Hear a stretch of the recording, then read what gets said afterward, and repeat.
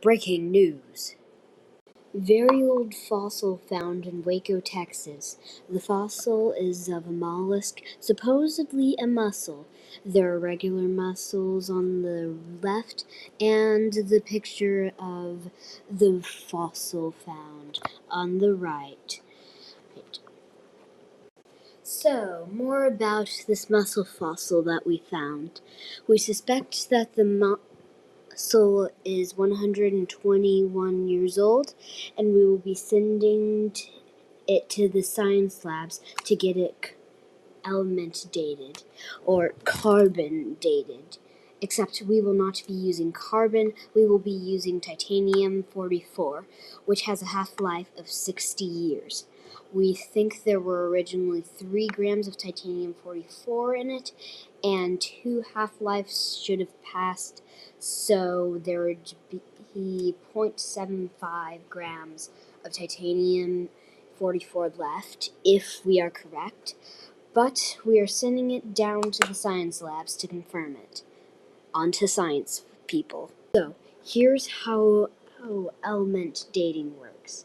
If I said carbon dating, then yes, that's what it's generally called, but you can do it with any element that is radioactive. If you do try to do carbon dating, then please don't choose a very radioactive element. You can choose plenty of other elements that aren't dangerous but still have a half-life. Here's how element dating works. For instance, take titanium-44. Titanium-44 has a half-life of 60 years. That means after 60 years, half of the titanium-44 would have decayed into its next form, scandium-44, and then into calcium-44, and so on and so on. But we can determine the date if we know the original mass of of the amount of titanium-44.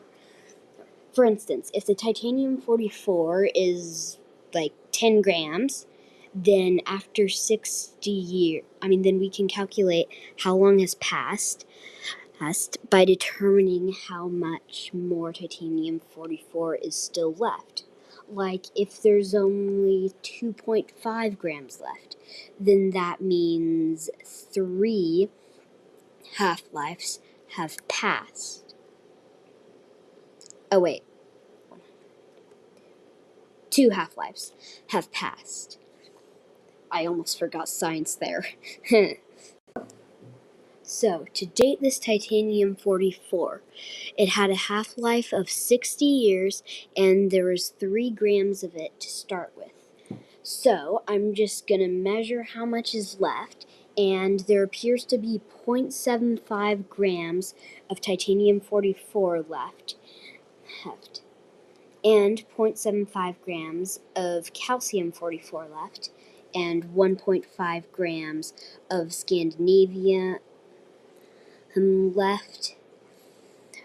So hopefully I got all of those measurements right, and I'm just going to send them back over to the news station, because this means that it has been 120 years since the fossil became a fossil.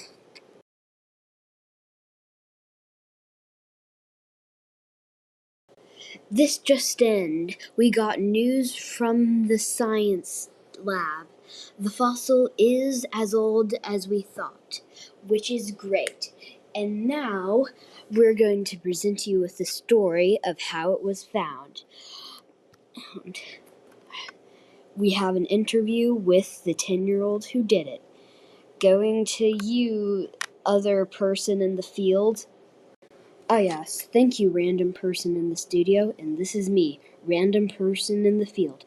Now, 10-year-old person who found this fossil, tell us, how did you find this fossil? Well, I was in Waco with my grandma, and we were looking at a stream, and I was looking at the fish in the stream, and she was telling me about stuff. And the stream is like 5 feet deep into the ground, But today was special because it was a drought, which is bad, but also that made it so there is really little water.